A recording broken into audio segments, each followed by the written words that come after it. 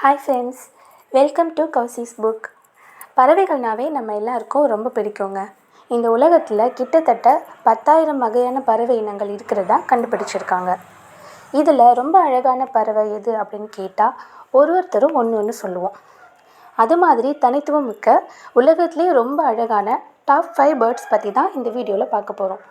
வாங்க வீடியோக்குள்ளே போகலாம். இந்த வரிசையில் 5வதாக நம்ம பார்க்க போகிறது கீல் பில்டு டவுக்கன். இந்த வகையான பறவைகள் மெக்சிகோ மற்றும் கொலம்பியா பகுதியில் இருக்கிற வெப்பமண்டல காடுகளில் வாழுதுங்க.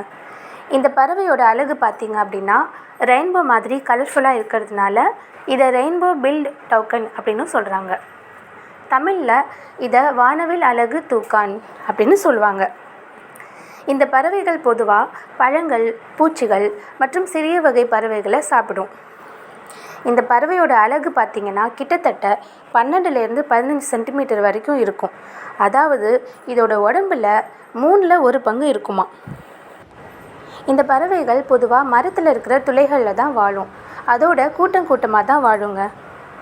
என்னதான் பெண் பறவை முட்டையிட்டாலும் அந்த முட்டைகளை அடக்காக்கிறதுலேருந்து அந்த குஞ்சுகளுக்கு உணவு ஊட்டுற வரைக்கும் ஆண் பறவையும் பெண் பறவையும் சரிபாதியாக தன்னோட வேலைகளை செய்வாங்களாம். இந்த பறவையோட சத்தம் பார்த்திங்கன்னா தவளையோட சத்தத்தை போல் இருக்குமா. அதோட இந்த பறவையோட சத்தம் 1/2 மைல் தூரம் வரைக்கும் கேட்குமா. செல்ல பிராணிகளாக வளர்க்குறதுக்காகவும் வேட்டையாடப்படுறதுனாலையும் இந்த பறவையோட எண்ணிக்கை குறைஞ்சிட்டே வருது அப்படின்னு கணக்கிட்டு இருக்காங்க. இந்த வரிசையில் நம்ம 4வதாக பார்க்க போகிறது பீகாக், அதாவது மயில்கள். மயில்கள் பற்றி நம்ம எல்லாருக்கும் நல்லா தெரியுங்க. நம்ம நாட்டோட தேசிய பறவை. மயில்களில் 2 வகை இருக்குது. ஒன்று நீல மயில்கள், இன்னொன்று பச்சை மயில்கள். நீல மயில்கள் தான் நம்ம இந்தியாவிலையும் ஸ்ரீலங்கா பகுதிகள்லையும் காணப்படுது. பச்சை மயில்கள் பார்த்திங்கன்னா ஜாவா தீவுகள்லையும் பர்மா போன்ற பகுதிகள்லையும் காணப்படுதுங்க. ஆண் மயில்களுக்கு தான் நீண்ட அழகான தோகை இருக்குது அப்படிங்கிறது நமக்கு தெரியும். இந்த ஆண் மயில்கள் பெண் மயில்களை கவர்றதுக்காக தன்னோட தோகையை விரித்து நடனமாடுங்க. ஆனால் இதில் ஒரு இன்ட்ரெஸ்டிங்கான விஷயம் என்ன அப்படின்னா, இப்படி தான் முன்னாடி ஆடுற ஆண் மயில்கள் எல்லாத்தையும் பெண் மயில்கள் தேர்ந்தெடுக்கிறது கிடையாது. அது தோகையில் இருக்கிற கண் போன்ற அமைப்பு எண்ணிக்கையில் அதிகமாகவும் பிரகாசமாகவும் இருக்கிற ஆண் மயிலை மட்டும்தான் தேர்வு செய்யும். அதனால தனக்கு பிறக்க போகிற குட்டி ஆரோக்கியமாக இருக்கும் அப்படின்னு பெண் மயில் நம்புதுங்க. மயில்களோட ஆயுட்காலம் அப்படின்னு பார்த்திங்கன்னா கிட்டத்தட்ட 20 வருஷம். மயில்கள் பொதுவாக சிறுத்தைகள், புலிகள், மங்கூஸ் போன்ற விலங்குகளால் வேட்டையாடப்படுது.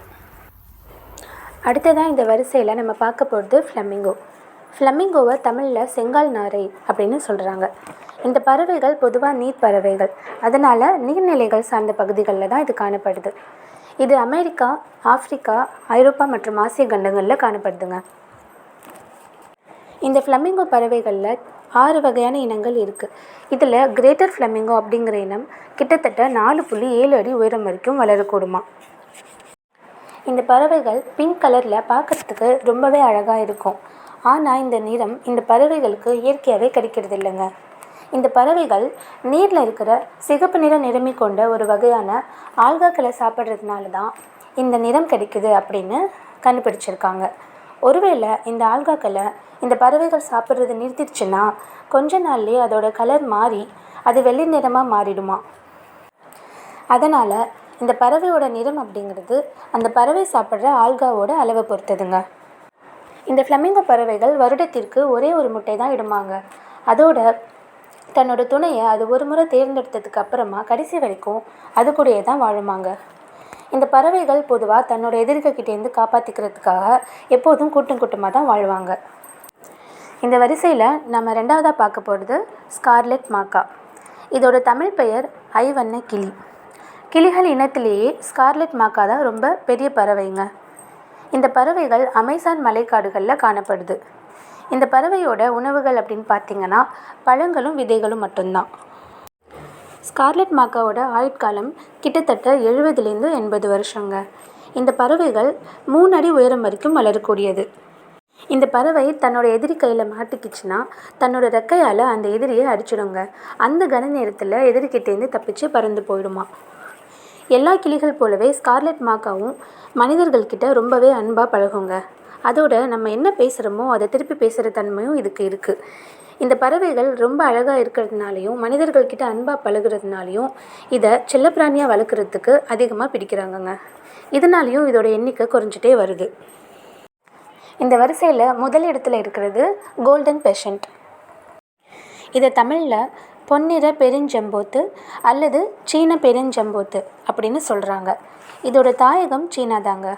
இது சீனா, லண்டன், அமெரிக்கா, ஆஸ்திரேலியா மற்றும் நியூசிலாந்து போன்ற பகுதிகளில் காணப்படுது. இந்த பறவைகள் பொதுவாக அடர்ந்த காடுகளில் தாங்க வாழும். மயில்கள் போலவே இந்த பறவை இனத்துலேயும் ஆண் பறவை தான் பார்க்குறதுக்கு கலர்ஃபுல்லாக ரொம்ப அழகாக இருக்குங்க. பெண் பறவை ப்ரௌன் நிறத்தில் டல்லாக தான் இருக்கும். இதோட கழுத்துக்கிட்ட தங்க நிறத்தில் விசிறி மாதிரி ஒரு அழகான அமைப்பு இருக்குங்க. இந்த பறவைகள் குறைந்த அளவே பறக்கக்கூடியவை, ஆனால் வேகமாக ஓடும் தன்மை கொண்டதுங்க. இந்த பறவையோட அதிகபட்ச ஆயுட்காலம் 12லேருந்து 15 வருஷங்க. வெப்பம், குளிர் போன்ற கடினமான சூழலிலையும் வாழக்கூடிய தன்மை கொண்ட பறவை. இந்த பறவைகள் பொதுவாக பழங்கள், தானியங்கள் மற்றும் விதைகளை சாப்பிடுங்க. இந்த கோல்டன் பெஷண்ட் பற்றி ஒரு இன்ட்ரெஸ்டிங்கான விஷயம் என்ன அப்படின்னா, இந்த பறவைகள் சூரிய ஒளியில் அதிக நேரம் நிற்காதாங்க. அப்படி நின்றுச்சுன்னா அதோட தோகையில் இருக்கிற மண்ணை மாறி வெளுத்து போயிடுமா. அதனாலேயே இந்த பறவைகள் எப்போதுமே அடர்ந்த காடுகளில் தான் வாழுமாங்க. கோல்டன் பெஷண்ட் சீனாவில் ஒரு முக்கியமான அங்கமாக காணப்படுதுங்க. இந்த கோல்டன் பெஷண்ட்டை யார் பிடிக்கிறாங்களோ அவங்களுக்கு 3 வாரம் கிடைக்கும் அப்படின்னு அங்கே இருக்கிற மக்கள் நம்புகிறாங்க. அதோட அந்த நாட்டு மக்களோட வளமாகவும் செல்வமாகவும் இந்த கோல்டன் பெஷண்ட் கருதப்படுதுங்க. That's it friends. இது மாதிரி இன்னும் கலர்ஃபுல்லான நிறைய வீடியோஸ் பார்க்குறதுக்கு கௌசிஸ் புக் சேனலை சப்போர்ட் பண்ணுங்கள். Thank you friends.